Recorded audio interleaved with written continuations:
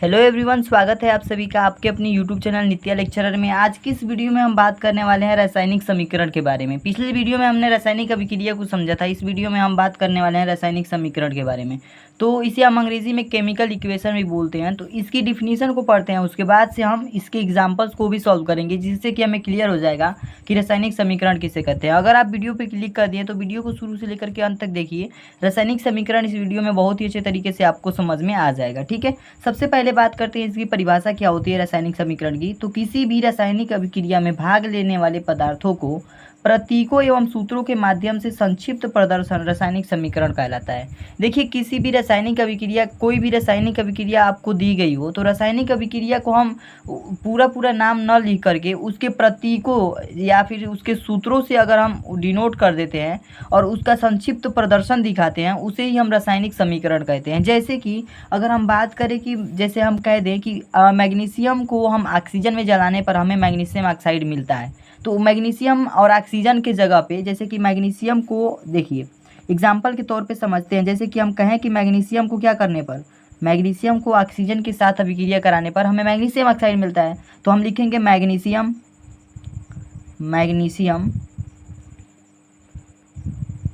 Plus, और इसमें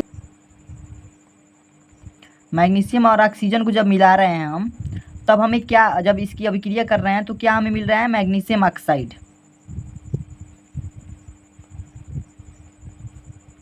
हमें क्या प्राप्त हो रहा है, मैग्नीशियम ऑक्साइड।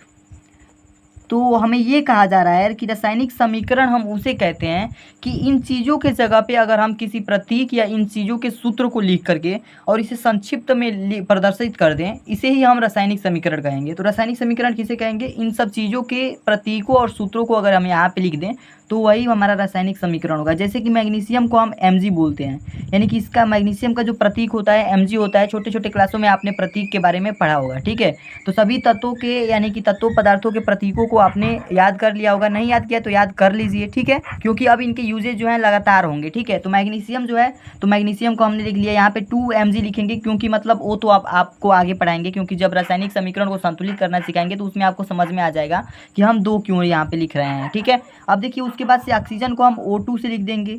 ठीक है, मैग्नीशियम को हमने 2Mg लिख दिया। Mg क्या है, मैग्नीशियम है। O2 हमारा क्या है, ऑक्सीजन है। ऑक्सीजन को हम O लिखते हैं, और ये दोनों मिलकर के क्या बन रहा है, मैग्नीशियम ऑक्साइड। तो 2MgO। ठीक है, 2MgO, ये जो दोनों है, ये दोनों आपस में संयोग कर जा रहे हैं। ठीक है, इनके अभिक्रिया कराने पर मैग्नीशियम ऑक्साइड बन रहा है। तो ये हमारा हो गया मैग्नीशियम ऑक्साइड, ये हो गया हमारा ऑक्सीजन, और ये हो गया हमारा मैग्नीशियम। इसी को हमने इस रूप में लिख दिया, यानी कि इसके प्रतीकों और सूत्रों के रूप में जब हमने लिखा तो यही हमारा जो कहलाएगा वो रासायनिक समीकरण कहलाएगा। ठीक है, तो इसे ही हम कहेंगे केमिकल इक्वेशन है। ठीक है, तो आशा करता हूँ आपको रासायनिक समीकरण समझ में आ गया होगा।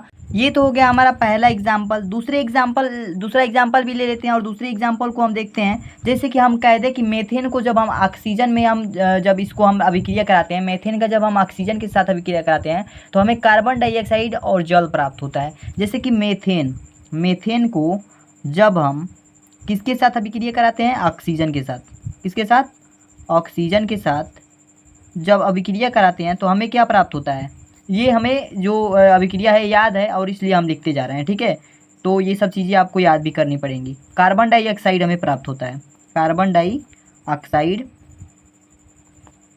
और जल हमारा बाहर निकलता है, प्लस में जल भी हमें प्राप्त होता है। ठीक है, तो ये हमारा रासायनिक एक अभिक्रिया है, और इसमें कहा जा रहा है कि इस तरीके से कुछ है और इसको हमें रासायनिक समीकरण के रूप में लिखना है। जब हम रासायनिक समीकरण के रूप में लिखेंगे तो यहाँ पे क्या करेंगे, मेथेन का हम सूत्र लिखेंगे। तो मेथेन का सूत्र जब याद नहीं रहेगा तो किस तरीके से लिख पाएंगे, नहीं लिख पाएंगे। तो इसलिए जितने भी तत्व हैं और जितने भी पदार्थ हैं या जितनी भी चीज़ें हैं, इन सब के अगर सूत्र और उनके प्रतीक चाहते हैं तो आप कमेंट करके ज़रूर बताएं। मेथेन के लिए जो सूत्र होता है CH4 होता है। ठीक है, तो CH4 मेथेन के लिए हो जाएगा, ये गैसियस स्टेट में होता है, गैस है। ठीक है, उसके बाद से प्लस में ऑक्सीजन कह रहा है, तो ऑक्सीजन का मतलब होता है 2O2। ठीक है, जब इनका हम रिएक्शन कराएंगे, जब इनका देखिए यहाँ पे हमने केवल O2 लिखा, यहाँ पे 2O2, ये हमने क्यों लिखा, क्योंकि इधर हमें क्या करना है कि बैलेंस करना है। कार्बन डाइऑक्साइड है तो इधर CO2 आएगा, तो इस तरीके से हमें, और H2O यानी कि O यहाँ पे 4 आएगा, तो इधर भी 4 O बनाने के लिए, हमने बैलेंस करने के लिए यहाँ पे इस तरीके से लिखा है। और ये परिवर्तन आपको समझ में आ जाएगा, उसके लिए अलग से वीडियो बनेगी। अगली वाली जो वीडियो होगी इसी पे होगी कि रासायनिक समीकरण को संतुलित कैसे करते हैं, यानी कि उसको बैलेंस कैसे करते हैं दोनों की तरफ, ठीक है। तो CH4 मीथेन का सूत्र हो गया, ऑक्सीजन का जो हमारा प्रतीक है O2 हो गया। उसके बाद से ये मिल करके क्या बन रहा है, कार्बन डाइऑक्साइड बन रहा है, तो CO2 बन रहा है, ठीक है। क्या बन रहा है, CO2, तो CO2 बन रहा है यानी कि कार्बन डाइऑक्साइड बन रहा है। और प्लस में क्या हमारा लास्ट में बन रहा है, जल, तो 2H2O, ठीक है, 2H2O। तो आशा करता हूँ आपको समझ में आ गया होगा। अब इसी चीज़ को हमने किस रूप में लिख दिया, समीकरण के रूप में लिख दिया, तो यही हमारा वो कहलाता है रासायनिक समीकरण।